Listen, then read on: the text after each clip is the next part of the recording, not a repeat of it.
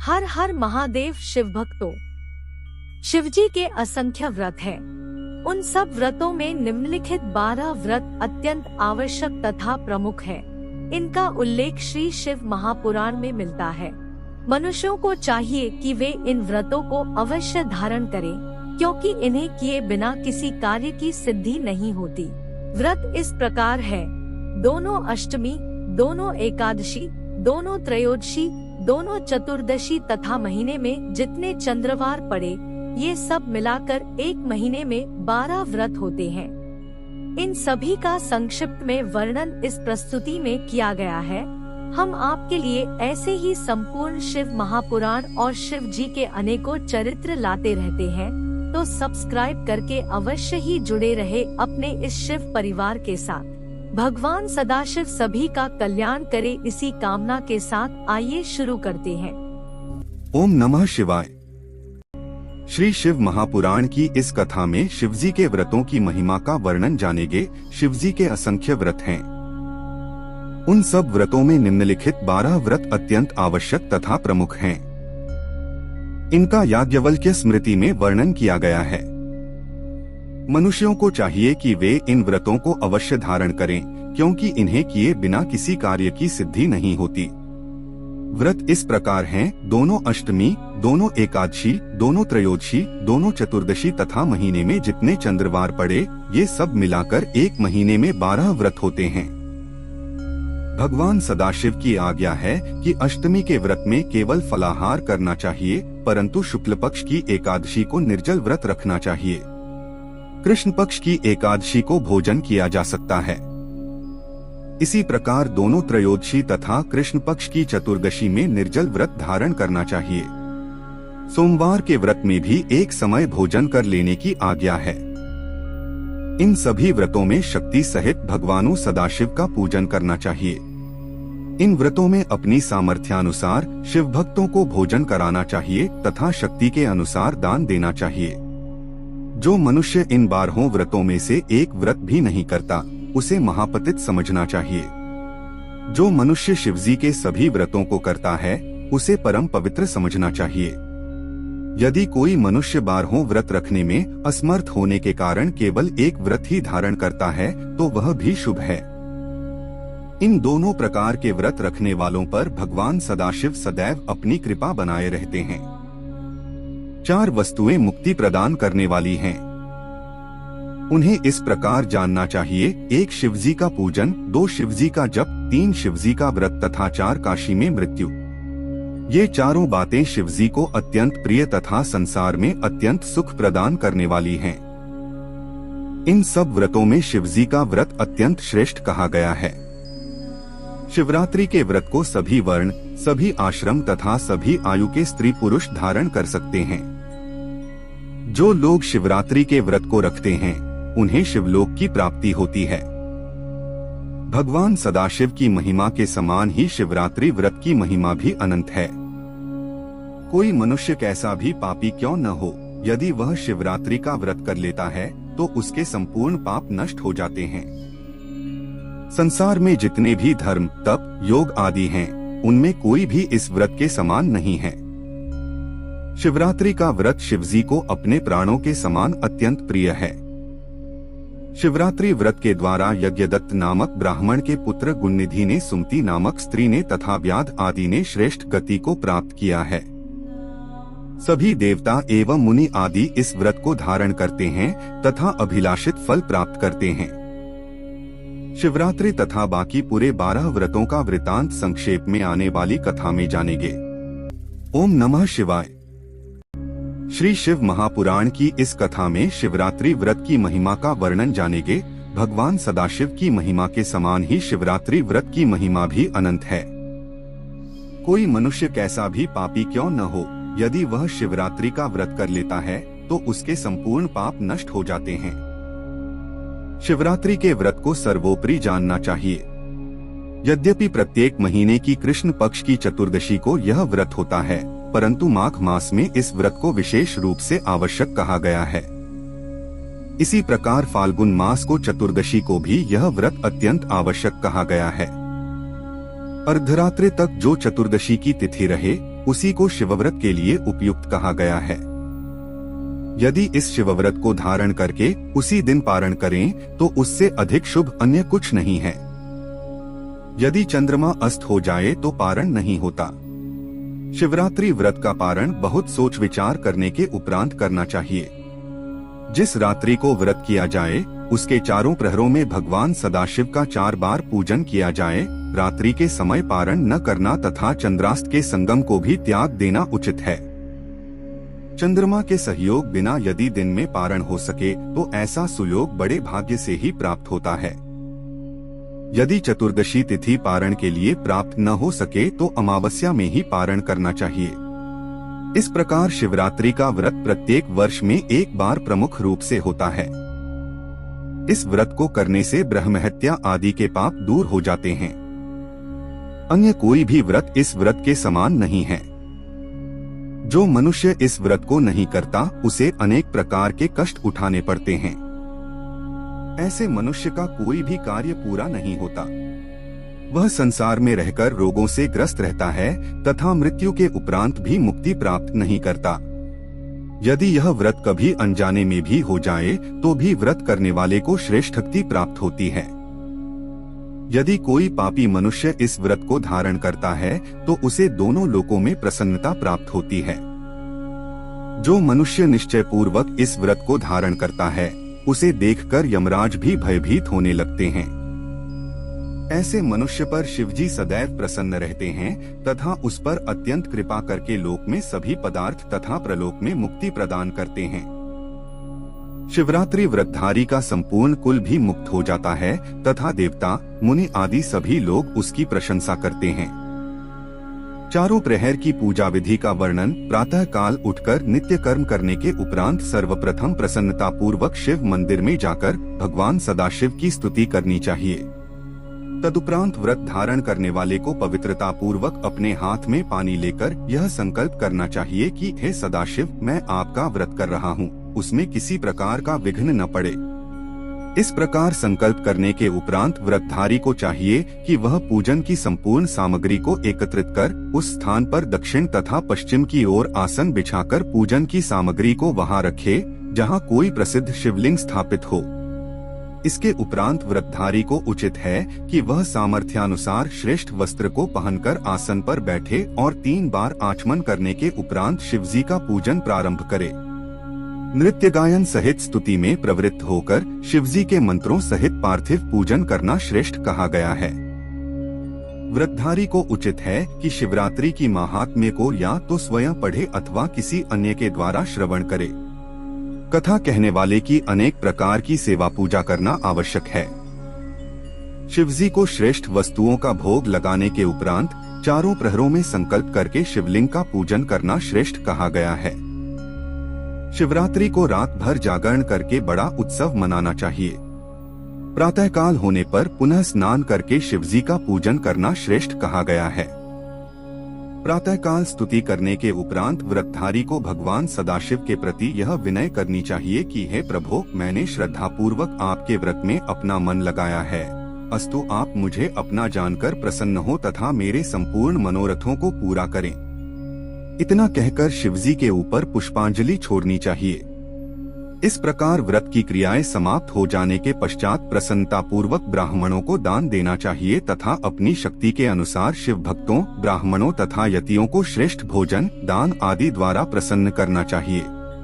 चारों प्रहरों में पूजन की विधि का विस्तार पूर्वक वर्णन संध्या के समय सर्वप्रथम संध्या आदि संपूर्ण नित्यकर्मी से निश्चिंत होकर पहले प्रहर में इस प्रकार पूजन करे। सर्वप्रथम संपूर्ण सामग्री एकत्र कर शिवजी के दोनों लिंगों अर्थात पार्थिव तथा शिवलिंग में से जो भी उस स्थान पर हो का पंचामृत द्वारा अलग अलग मंत्र पढ़ते हुए पूजन करे। इसके उपरांत 108 मंत्र पढ़कर शिवजी को जल से स्नान कराए। फिर मंत्र पढ़ता हुआ संपूर्ण सामग्रियों द्वारा शिवजी का पूजन करे। अपने गुरु द्वारा दिए गए मंत्र से शिवजी का पूजन किया जाए या पंचाक्षरी मंत्र से शिवजी का पूजन किया जाए अथवा केवल शिवजी का नाम लेकर ही पूजन करना उचित है। चंदन, अक्षत, काले तिल, कमल पुष्प, कनेर के पुष्प आदि सभी पूजन की श्रेष्ठ वस्तुओं को शिवजी के 8-8 नाम लेकर चढ़ाना चाहिए। उत्तम सुगंधित धूप देने के उपरांत आरती करनी चाहिए तथा श्रेष्ठ पकवान चढ़ाकर बेल का अर्घ्य देना चाहिए। इस प्रकार पूजन करने के उपरांत दंडवत करते हुए शिवजी का ध्यान करना चाहिए। यदि पूजन करने वाला किसी अन्य देवता का भक्त हो तो उसे उचित है कि वह पंचाक्षरी मंत्र द्वारा शिवजी का जप करे। शिवजी के सम्मुख गोमुद्रा दिखाकर जल में बैठकर तर्पण करे। तत्पश्चात 5 ब्राह्मणों को भोजन कराने का संकल्प करे। यदि इतनी सामर्थ्य न हो तो केवल एक ही ब्राह्मण को भोजन कराने का संकल्प करे। इस प्रकार जब तक पहला प्रहर व्यतीत न हो जाए तब तक विविध प्रकार के उत्सव मनाता रहे।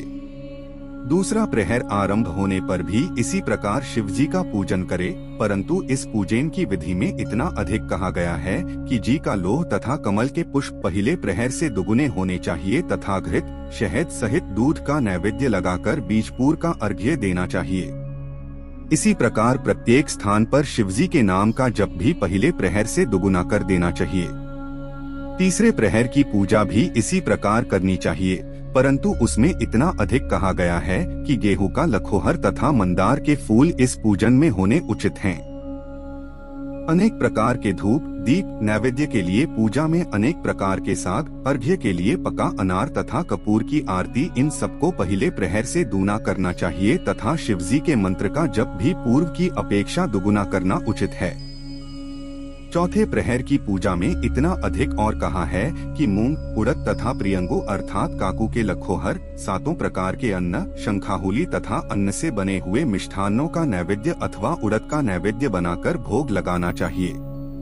अनेक प्रकार के फलों अथवा केले के फल का अर्घ्य देना उचित है। शिवजी के मंत्र का पहले से दूना जप करके बहुत उत्सव मनाना चाहिए। चारों प्रहर की पूजा में शिवजी पर असंख्य विल्वपत्र चढ़ाना शुभ कहा गया है, क्योंकि विल्वपत्र शिवजी को अत्यंत प्रिय है। बहुत से मनुष्यों को एकत्रित कर चारों प्रहर नृत्य गायन आदि का उत्सव करना चाहिए। इस प्रकार रात्रि भर जागरण करते हुए शिवजी का ध्यान धरना सर्वोपरि कहा गया है। अन्य किसी भी प्रकार का कोई भी संकल्प मन में लाना उचित नहीं है। शिवरात्रि का महात्म्य सुनते हुए रात्रि को प्रसन्नता पूर्वक व्यतीत करना चाहिए। व्रतधारी को उचित है कि वह चारों प्रहर एक ही आसन पर बैठे तथा लोभरहित होकर यथाशक्ति धन खर्च करे। सूर्योदय होने पर व्रतधारी ब्राह्मणों को दंडवत करता हुआ अपने आसन से उठे। अपने मन में अत्यंत प्रसन्न हो अनेक प्रकार के उपहारों को एकत्रित कर शुद्ध जल से भगवान सदाशिव का अभिषेक करना चाहिए। फिर जितने ब्राह्मणों को भोजन कराने का संकल्प किया हो उनके अतिरिक्त और भी जितने हो सकें उतने ब्राह्मणों को भोजन करावे। साथ ही भोजन कराते समय और जो भी लोग आ जावें उन सब लोगों को भोजन करावे। ये सब धनवानों के करने योग्य हैं, परंतु जो निर्धन हो वह यदि उपर्युक्त सामग्रियों से पूजन न कर सके तो उसे कोई दोष नहीं होता। इस प्रकार चारों प्रहर तक पूजन करने के उपरांत प्रातःकाल स्नान करके फिर पूजन करे और ब्राह्मणों से आशीर्वाद लेकर समस्त देवताओं सहित शिवजी का विसर्जन करे। जब इन कार्यों से निवृत्त हो जावे तब ब्राह्मणों से आज्ञा प्राप्त कर अपने परिवार सहित भोजन करे। जब 14 वर्ष तक शिवजी का व्रत निरंतर कर ले तब उसका उद्यापन करना उचित है।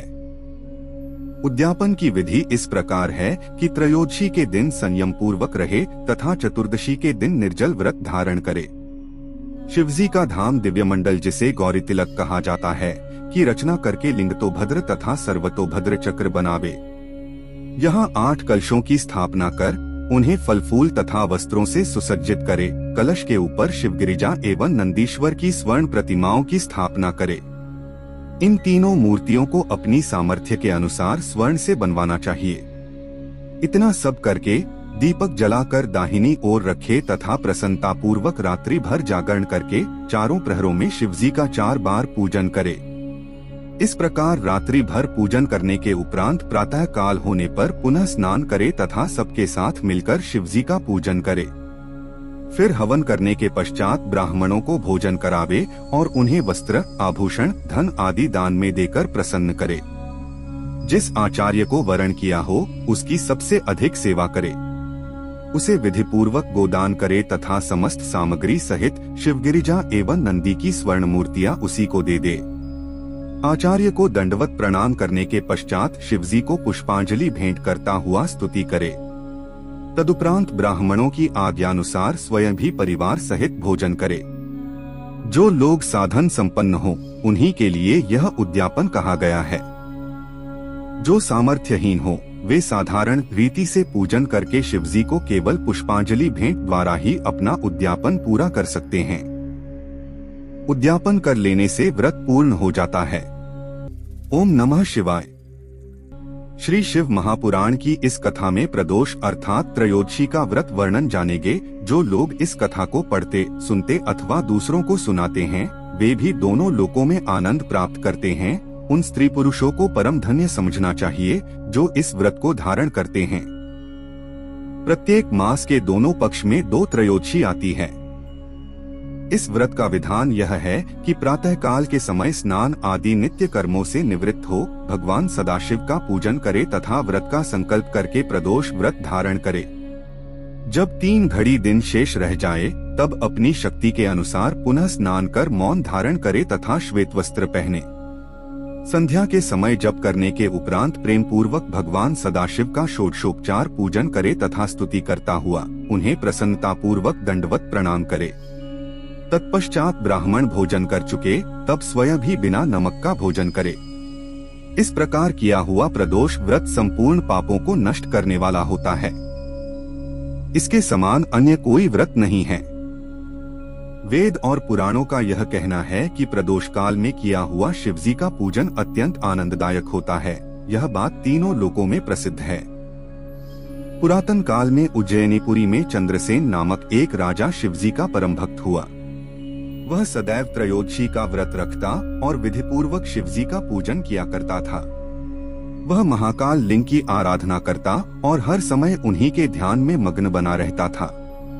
एक दिन पूजा मणिभद्र नामक शिवजी के एक गण ने उस राजा पर प्रसन्न होकर उसे चिंतामणि नामक एक मणि दी। उस मणि का यह गुण था कि जिस मनुष्य के पास वह मणि रहती थी तथा जो मनुष्य उसे देखता, स्पर्श करता अथवा स्मरण करता था वह संपूर्ण विपत्तियों से छूटकर अतुलनीय आनंद को प्राप्त करता था। उस मणि का स्पर्श पाते ही सभी धातुएं स्वर्ण की हो जाती थीं। अस्तु उस मणि को धारण करने के कारण राजा चंद्रसेन सूर्य के समान तेजस्वी प्रतीत होने लगा। जब अन्य राजाओं को उस मणि का प्रभाव ज्ञात हुआ तब उन्होंने चंद्रसेन से उस मणि को स्वयं प्राप्त करना चाहा, परंतु राजा ने किसी को भी वह मणि नहीं दी। निदान सब राजाओं ने एकत्रित होकर उसके नगर पर चढ़ाई कर दी। जब उज्जैनीपुरी के चारों ओर उन राजाओं की सेनाएं घेरा डाले पड़ी हुई थीं तथा सभी नगर निवासी अत्यंत व्याकुल हो रहे थे, उस समय दूसरे दिन शिवजी का प्रदोष व्रत आया। तब राजा अपने शत्रुओं की कुछ भी चिंता न करके 3 घड़ी दिन शेष रहने पर भगवान महाकाल का पूजन करने के निमित्त मंदिर में जा पहुंचा। जिस समय राजा चंद्रसेन महाकाल का पूजन कर रहा था उसी समय एक स्त्री अपनी गोद में 5 वर्ष के एक बालक को लेकर कहीं से उसके पास आ पहुंची। राजा जिस प्रकार शिवजी का पूजन कर रहा था उस विधि को उस स्त्री का बालक बड़े ध्यानपूर्वक देखता रहा। कुछ देर बाद जब वह स्त्री अपने पुत्र को साथ लेकर घर चली गई तब घर जाकर उस बालक के हृदय में शिवजी की ऐसी भक्ति उत्पन्न हुई कि वह कहीं से एक पत्थर का टुकड़ा उठा लाया और जिस प्रकार उसने राजा को पूजन करते हुए देखा था उसी प्रकार स्वयं भी उसका पूजन करने का प्रयत्न करने लगा। जिस समय वह छोटा सा बालक शिलाखंड का पूजन करने में संलग्न था उसी समय उसकी माता ने उसको भोजन करने के लिए 2-3 बार आवाजें दी, परंतु वह उन्हें सुनकर भी अपने स्थान पर निश्चल भाव से बैठा रहा। तब वह स्त्री स्वयं अत्यंत क्रोध में भरकर उसके पास जा पहुंची। जब उसने बालक को एक पत्थर का पूजन करते हुए देखा तो पहले उसे खूब मारा, फिर उस शिवलिंग को उठाकर दूर फेंक दिया। इसके बाद वह उसे हाथ पकड़कर घर के भीतर खींच ले गई। तब वह बालक हाय हाय करके रोने लगा तथा उसी अवस्था में मूर्छित हो गया। मूर्छावस्था में उसने एक दृश्य देखा जिसमें यह जान पड़ता था कि एक शिवालय रत्नों से बना हुआ है। उसके मध्य में एक रत्नष्टित सिंहासन रखा है तथा उस सिंहासन पर उसका शिवलिंग प्रतिष्ठित है। उस दृश्य को देखकर बालक ने भगवान सदाशिव की अत्यंत स्तुति करते हुए यह प्रार्थना की, हे प्रभो, मेरी माता मूर्ख है, अतः आप उसका अपराध क्षमा कर दें। संध्या के समय जब उस बालक की आंख खुली तो उसने यह देखा कि उसका घर सचमुच ही रत्न तथा स्वर्ण से निर्मित परम सुंदर हो गया है। इस अद्भुत चरित्र को देखकर बालक ने उस शैया के समीप पहुंचकर अपनी माता को जगाया। जब माता ने अपनी आंखें खोली और वह अद्भुत चरित्र देखा तो अत्यंत प्रसन्नता में भरकर अपने पुत्र से कहने लगी, हे पुत्र, यह सब शिवजी की कृपा का फल है, अस्तु किसी प्रकार का आश्चर्य नहीं करना चाहिए। जब राजा चंद्रसेन को यह समाचार मिला कि उस बालक की भक्ति से प्रसन्न होकर शिवजी ने ऐसी कृपा की है, तो वह स्वयं उस मंदिर को देखने गया। वहां उसने बालक की तथा उसकी माता की अत्यंत प्रशंसा की। जब अन्य राजाओं ने अपने दूतों द्वारा शिवजी की कृपा का यह समाचार सुना तो उन्हें अत्यंत आश्चर्य हुआ। अस्तु उस समय उन सबने परस्पर यह विचार किया कि जिस स्थान पर शिवजी की ऐसी कृपा है वहां हम किस प्रकार विजय प्राप्त कर सकते हैं। सभी एकत्रित हो शस्त्र डाल राजा चंद्रसेन के समीप जा पहुँचे और उससे अपने अपराधों की क्षमा याचना करने लगे। तदुपरांत सबने उस स्त्री के घर पहुंचकर वह दृश्य अपनी आंखों से देखा तथा उस बालक की अत्यंत प्रशंसा की। फिर उन्होंने उस बालक को अपनी ओर से अपार धन देकर सब गोपों का राजा बनाया।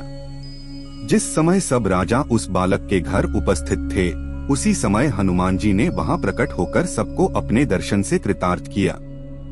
हनुमान जी को देखकर सब राजाओं ने दंडवत किया। तब हनुमान जी उस बालक को अपनी गोद में लेकर सब लोगों को संबोधित करते हुए इस प्रकार बोले, हे राजाओं, राजा चंद्रसेन के ऊपर शिवजी की अत्यंत कृपा है। भगवान सदाशिव ने त्रयोदशी व्रत का महात्म्य प्रकट करने के लिए ही यह सब चरित्र किया है। अब उचित है कि तुम सब लोग भी भगवान सदाशिव के सेवक बनो। विशेषकर जब त्रयोदशी के दिन शनिवार हो तब उसका महत्व और भी अधिक बढ़ जाता है। दोनों पक्षों की त्रयोदशी तिथियों में शुक्ल पक्ष की त्रयोदशी अधिक शुभ कही गई है। इस बालक ने शुक्ल पक्ष की शनिवार युक्त त्रयोदशी को शिवजी का पूजन किया, इसीलिए इसे ऐसी शुभ गति प्राप्त हुई है। इस बालक की 8वीं पीढ़ी में नंद नामक गोपों का एक राजा उत्पन्न होगा। उसके घर में भगवान विष्णु कृष्ण रूप में अवतार लेंगे। आज से यह बालक श्रीकर के नाम से संसार में प्रसिद्ध होगा। तुम सब लोग अब अपने अपने घर जाओ और भगवान सदाशिव की पूजा में संलग्न रहो। तुम सब प्रदोष व्रत में भस्म आदि धारण कर प्रदोष के भीतर ही शिवजी का पूजन किया करना। इतना कहकर हनुमान जी ने श्रीकर को शिव पूजन की विधि का उपदेश किया। सर्वप्रथम उन्होंने नाम के महात्म्य का वर्णन किया, फिर भस्म धारण करने की रीति बतलाई, अंत में रुद्राक्ष की महिमा सुनाकर अंतर्धान हो गए। उस समय से श्रीकर ब्राह्मणों के साथ भगवान सदाशिव का पूजन तथा त्रयोदशी का व्रत करने लगा। राजा चंद्रसेन तथा श्रीकर दोनों ही शिव भक्तों में प्रमुख तथा त्रयोदशी का व्रत धारण करने वालों में अत्यंत प्रसिद्ध हुए। त्रयोदशी व्रत की ऐसी महिमा है। त्रयोदशी व्रत का यह महात्म्य संपूर्ण मनोरथों का प्रदान करने वाला है। जो लोग इस कथा को पढ़ते, सुनते अथवा दूसरों को सुनाते हैं वे भी दोनों लोकों में आनंद प्राप्त करते हैं। ओम नमः शिवाय। श्री शिव महापुराण की इस कथा में एकादशी व्रत का महात्म्य जानेंगे। एकादशी तिथि सब तिथियों में श्रेष्ठ तथा उत्तम है। शिवजी को दोनों पक्षों की एकादशी प्रिय है। शुक्ल पक्ष की एकादशी में अन्नजल रहित होकर व्रत धारण करना चाहिए। उसकी विधि यह है कि प्रातः काल उठकर नियम पूर्वक स्नान तथा शिवजी का पूजन करे। पूरा दिन शिवजी के भजन कीर्तन में बिताए। संध्या के समय पुनः स्नान करे तथा शिवजी का पूजन कर उन्हें प्रसन्न करे। शिवजी को प्रसन्नता प्रदान करने के हेतु गाल बजाए तथा आरती उतारे। कृष्ण पक्ष की एकादशी में संध्या समय भोजन करना तथा शुक्ल पक्ष की एकादशी में निर्जल रहना उचित है, परंतु यदि दोनों ही पक्षों में निर्जल व्रत धारण किया जाए तो उसका फल और अधिक शुभ होता है। अस्तु इसे कभी भी नहीं त्यागना चाहिए। एकादशी का व्रत रखने वाला मनुष्य संसार में संपूर्ण भोगों को भोगकर अंत में शिवपुरी को प्राप्त करता है। इस संबंध में एक कथा इस प्रकार है। सूर्यवंशी राजा मांधाता ने इस व्रत को किया था। संयोगवश एक बार अयोध्या में बड़ा अकाल पड़ा तथा अन्न उत्पन्न न होने के कारण प्रजा अत्यंत व्याकुल हुई। तब सभी प्रजाजन एकत्रित होकर राजा के समीप पहुँचे और हाथ जोड़कर इस प्रकार प्रार्थना करने लगे, हे पृथ्वीपति, ऐसा कौन सा पाप हुआ जिसके कारण यह अकाल पड़ा है और हम लोगों को भारी कष्ट भोगना पड़ रहा है। हे महाराज, हम लोग भूख से मरे जा रहे हैं, अस्तु आपके शरणागत हैं। आप हमारी रक्षा कीजिए और कोई ऐसा श्रेष्ठ उपाय बताइए जिससे सब लोगों का कष्ट दूर हो। प्रजाजनों के मुख से यह वचन सुनकर राजा मांधाता ने अत्यंत लज्जित हो ब्राह्मणों को बुलाया और उनका सम्मान करते हुए हाथ जोड़कर यह पूछा, हे महानुभावों, आप मुझे यह बताने की कृपा करें कि मेरे देश में वर्षों क्यों नहीं हो रही है। इसके साथ ही आप कोई ऐसा उपाय भी बतलाएं जिसके करने से वर्षा होकर सब लोगों को आनंद प्राप्त हो। राजा की प्रार्थना सुनकर सब ब्राह्मणों ने विचार कर उत्तर दिया, हे राजन, वर्षा न होने का कोई कारण हमें ज्ञात नहीं होता, परंतु वर्षा होने के लिए हम तुम्हें उपाय बताते हैं। इतना कहकर ब्राह्मणों ने वर्षा होने के अनेक उपाय बताए, परंतु उन्हें करने पर भी किसी प्रकार वर्षा नहीं हुई। यह देखकर राजा अत्यंत निराश तथा चिंतित हो राजधानी त्याग वन को चल दिए। वहाँ लोमश नामक एक तपस्वी रहते थे। वे तपस्वी बड़े आत्मदर्शी, ज्ञानी तथा शिवजी के भक्त थे। राजा ने उन्हें सिद्ध जानकर बहुत प्रकार से स्तुति प्रशंसा की।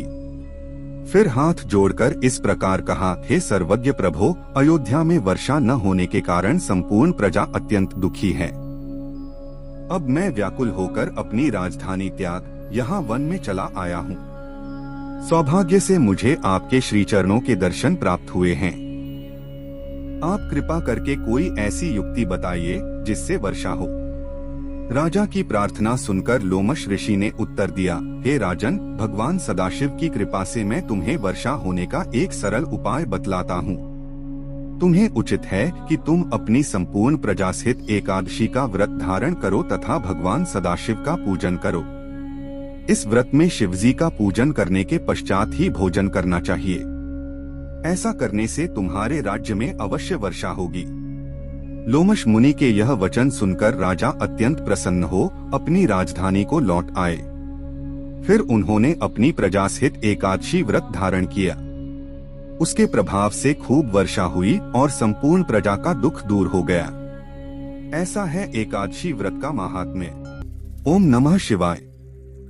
श्री शिव महापुराण की इस कथा में हम अष्टमी और सोमवार व्रत की महिमा जानेंगे।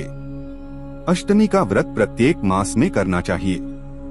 भाद्रपद मास के शुक्ल पक्ष की अष्टमी को शिव पूजन की विधि इस प्रकार है कि प्रदोष काल में दूब लाकर शिवजी का पूजन करे। तदुपरांत फल, फूल, धूप एवं बिल्वपत्र शिवजी के ऊपर चढ़ाकर अर्घ्य, नैवेद्य, दही, चावल और लावा समर्पित करे। इस प्रकार शिवजी का पूजन करने से कोई भी पाप नहीं रह जाता।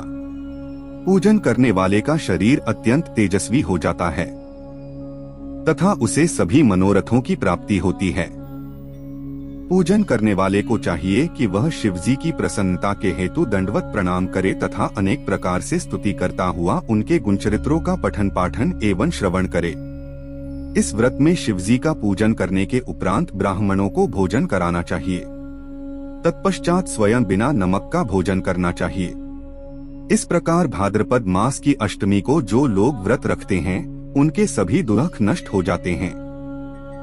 इस व्रत के कारण ब्रह्महत्या का पाप भी नष्ट हो जाता है। दुर्वाष्टमी का व्रत शिवजी को अत्यंत प्रिय है। चारों वर्णों को इस व्रत को धारण करने का अधिकार है। सब वर्णों की स्त्रियां भी इस व्रत को कर सकती हैं। मार्गशीर्ष अर्थात अगहन मास के कृष्ण पक्ष में इस व्रत को निर्जल रहकर धारण करना चाहिए। अगहन मास की अष्टमी का व्रत कालाष्टमी व्रत के नाम से प्रसिद्ध है। इसी दिन दोपहर के समय भैरव जी ने जन्म लिया था। अतः इस व्रत को भैरव व्रत भी कहते हैं। यह सब व्रतों का राजा तथा चारों फलों को प्रदान करने वाला है। भैरव व्रत करने वाले को संसार में कोई भी वस्तु अलभ्य नहीं रहती। इस व्रत को करके अनेक लोगों ने मुक्ति प्राप्त की है। यह व्रत करने की विधि यह है कि मध्याह्न काल में उत्सव करके रात्रि के चारों प्रहर जागरण में बिताए तथा हर प्रहर में शिवजी का पूजन करता रहे। दूसरे दिन प्रातःकाल होने पर स्नान करके भगवान सदाशिव का पूजन करे तथा ब्राह्मणों के छोटे छोटे 8 बालकों को भोजन कराए। इसके पश्चात अन्य ब्राह्मणों को भोजन कराए तथा उन्हें दान दक्षिणा देकर प्रसन्न करे। जब ब्राह्मण भोजन करके विदा हो जाए तब स्वयं भी अपने कुल, परिवार तथा इष्ट मित्रों सहित शिवजी का स्मरण करते हुए भोजन करे। इस भैरव व्रत को 1 वर्ष तक निरंतर करना चाहिए। जो लोग इस व्रत को करते हैं उन्हें चारों पदार्थों की प्राप्ति होती। मैं सोमवार के व्रत की महिमा का वर्णन करता हूँ। सोमवार के व्रत को सभी स्त्री पुरुष कर सकते हैं। जो लोग इस व्रत को करते हैं उनके दोनों लोक सुधर जाते हैं तथा उन्हें संपूर्ण मनोकामनाओं की प्राप्ति होती है। सोमवार का व्रत करोड़ों जन्मों के पापों को नष्ट करने वाला है। अस्तु प्रत्येक शिव भक्त को उचित है कि वह सोमवार के दिन व्रत रखकर संध्या के समय शिवजी का पूजन करे। जो विधान त्रयोदशी व्रत का है वही इस सोम प्रदोष के लिए भी उचित है। शिवजी के अतिरिक्त इस व्रत में अन्य किसी देवता का ध्यान करना उचित नहीं है। सोमशिव का भजन करने से सभी लोगों को अपने मनोरथ प्राप्त होते हैं। इस व्रत के द्वारा भाग्यहीन सौभाग्य, संतानहीन संतान तथा निर्धन अतुल संपत्ति प्राप्त करते हैं। विधवा स्त्री तथा कुंवारा पुरुष भी इस व्रत को धारण कर सकता है। इस संबंध में हम तुम्हें इतिहास सुनाते हैं, उसके द्वारा तुम यह जान सकोगे कि इस व्रत के प्रभाव से चित्रांगद मृत्यु से किस प्रकार बचा रहा तथा उसकी स्त्री ने किस प्रकार इस व्रत को करके अपने पतिसहित शिवलोक में स्थान प्राप्त किया। आर्यावर्त देश में चित्रवर्मा नामक एक राजा परम प्रतापी, धर्मात्मा, दयालु, यज्ञ करने वाला शिवजी का परम भक्त था। उसने अनेक सुंदर पुत्रों को जन्म दिया। कुछ समय बाद उसके घर में एक कन्या ने जन्म लिया। वह कन्या भी परम सुंदरी थी। जब उसने ज्योतिषियों को बुलाकर उस कन्या के लक्षण पूछे तब ज्योतिषियों ने ग्रह नक्षत्रों का विचार करते हुए यह उत्तर दिया, हे राजन, यह कन्या पार्वती के समान श्रेष्ठ, दमयंती के समान सुंदरी, सरस्वती के समान बुद्धिमान, लक्ष्मी के समान कलाओं का ज्ञान रखने वाली तथा अदिति के समान संतानवती होगी। इसका नाम सीमंतिनी होगा। यह 8 पुत्रों को जन्म देगी तथा संसार में यश प्राप्त करेगी। ज्योतिषियों की यह बात सुनकर राजा तथा रानी अत्यंत प्रसन्न हुए। उन्होंने ज्योतिषियों को बहुत सा धन दिया, परंतु उसी समय एक बुद्धिमान ब्राह्मण ने निर्भीकता पूर्वक यह कहा, हे राजन, तुम्हारी यह पुत्री 14 वर्ष की आयु में विधवा हो जाएगी, इसमें कोई संदेह नहीं है। इस बात को सुनते ही राजा तथा रानी को अत्यंत शोक हुआ, परंतु फिर धैर्य धारण कर उन्होंने सब ब्राह्मणों को विदा कर दिया तथा स्वयं भगवान सदाशिव का ध्यान धरने लगे। जब वह कन्या युवावस्था को प्राप्त हुई और उसने अपनी सहेलियों के मुख से यह सुना कि एक ब्राह्मण ने 14 वर्ष की आयु में मेरे विधवा हो जाने की बात कही है, तो वह अत्यंत चिंतित एवं दुखी होकर याज्ञवल्क्य मुनि की पत्नी मैत्रेयी के पास जा पहुंची। उसने मैत्रेयी को प्रणाम करने के उपरांत सब वृत्तांत कह सुनाया तथा यह प्रार्थना की, आप मुझे कोई ऐसा उपाय बताइए जिससे मेरे पति की आयु की वृद्धि हो। उस समय मैत्रेयी ने कहा, हे राजपुत्री, तुम भगवान सदाशिव तथा भगवती गिरिजा की आराधना करो। तुम सोमवार का व्रत धारण करके सोमशिव का पूजन किया करो। संध्या के समय श्री शिवजी का पूजन करने के उपरांत ब्राह्मणों को भोजन कराना, तत्पश्चात स्वयं भोजन किया करना। इस उपाय से शिवगिरिजा प्रसन्न होकर तुम्हारे संकट को दूर कर देंगे, यह विश्वास रखो। मैत्रेयी से यह उपदेश पाकर सीमंतिनी अपने घर लौट आई तथा विधिपूर्वक सोमवार का व्रत धारण कर उमामहेश्वर का पूजन करने लगी। नैषध देश के राजा नल और दमयंती के संबंध में पहले भी कहा जा चुका है। वे दोनों राजा रानी शिवजी के परम भक्त थे। उनके एक बालक उत्पन्न हुआ जिसका नाम इंद्रसेन था। इंद्रसेन भी शिवजी का परम भक्त था। इंद्रसेन के घर चित्रांगद नाम के एक बालक का जन्म हुआ। चित्रांगद चंद्रमा के समान सुंदर, संपूर्ण विद्याओं तथा कलाओं में प्रवीण एवं अपने पिता के समान ही शिवजी को परम भक्त था। राजा चित्रवर्मा ने उसे सब प्रकार से योग्य देखकर अपनी पुत्री सीमंतिनी का विवाह उसके साथ कर दिया। एक दिन वह अपने सेवकों के साथ नाव पर चढ़कर यमुना नदी में जल विहार कर रहा था कि अचानक ही वह नाव पानी में डूब गई। उस समय दोनों किनारों पर खड़े हुए लोग हाहाकार करने लगे। जब राजा चित्रवर्मा ने यह समाचार सुना तो वह अत्यंत व्याकुल हो नदी के तट पर जा पहुंचा और उच्च स्वर से रुदन करने लगा। रानी भी मूर्छित होकर पृथ्वी पर गिर पड़ी। जिस समय सीमंतिनी को अपने पति के डूबने का समाचार मिला, उस समय वह भी विकलता के कारण मूर्छित हो पृथ्वी पर गिर पड़ी। राज्य के मंत्री, सभासद तथा प्रजा में से ऐसा कोई भी व्यक्ति न था जो इस समाचार को पाकर अत्यंत व्याकुल न हुआ हो। जब राजा इंद्रसेन के पास यह समाचार पहुंचा तो वह भी अपनी पत्नी सहित शोक समुद्र में डूब गए। सीमंतिनी ने पहले तो पति के साथ सती हो जाने की इच्छा प्रकट की, परंतु जब पिता ने ऐसा करने से मना किया तब वह वैधव्य धर्म में स्थित रहकर भगवान सदाशिव का पूजन करती हुई अपना जीवन व्यतीत करने लगी। पति की मृत्यु हो जाने पर भी उसने सोमवार का व्रत करना नहीं छोड़ा।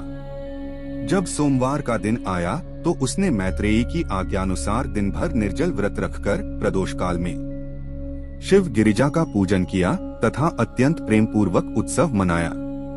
इस प्रकार वैधव्यावस्था में उसे 3 वर्ष का समय व्यतीत हो गया।